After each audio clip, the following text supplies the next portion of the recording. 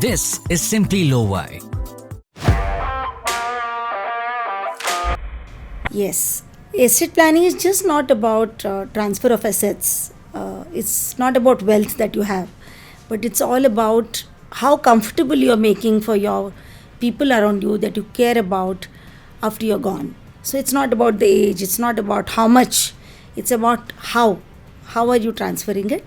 How peaceful is it after you're gone?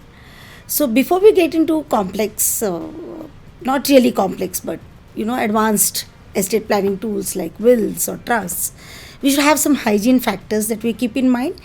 One basic step, or we can start with, is like just listing all your assets, all your bank accounts, the investments that you have made.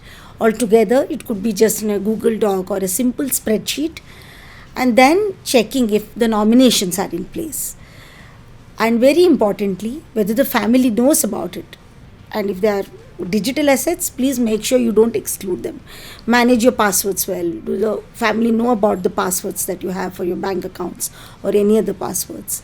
So it's important to take care of all these first. Very, very basic simple hygiene steps, but very critical to have. You can use tools like what the family should have, Excel spreadsheet, etc. But important that the family knows about where you have kept the documents. If you have assets like PF or insurance policies where the documents are placed, very important to the family to know that as well. So the next step will obviously be to make a simple will. Again, not a very complicated process, but there are some basic rules that are to be followed for making a will. Like there are two witnesses, beneficiaries should be named properly, the witnesses cannot be beneficiaries, and stuff like that. But yes, a estate planner or a lawyer will help you with that. But the hygiene steps first. So the time to start is today. Make a list, make sure the nominations are checked. If they don't have, make sure they are updated. And finally, the family should know about where you have placed the docs.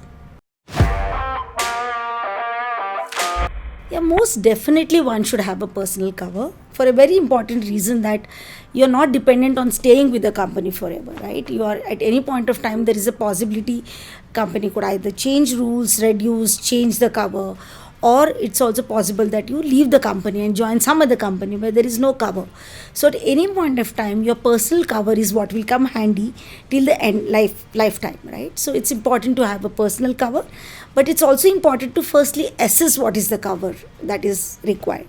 So you have to take into account what are the various liabilities that you have or likely to have in the near future. So think a few steps ahead, not necessarily at this point of time. So if you're planning a house in a couple of years, that housing loan might come up, a car loan might be there, education loan of the kids or self might be there. There could also be expenses that the family is dependent on you. There is medical care that the parents are dependent upon your income for. And also the various goals, kids education, your own startup goal. There could be various goals, or a travel goal, international travel goal. All these are also goals that are there which need to be protected. And so it's very, very critical that one has a self cover, personal cover, apart from the company's cover. This is Simply Lo-Fi.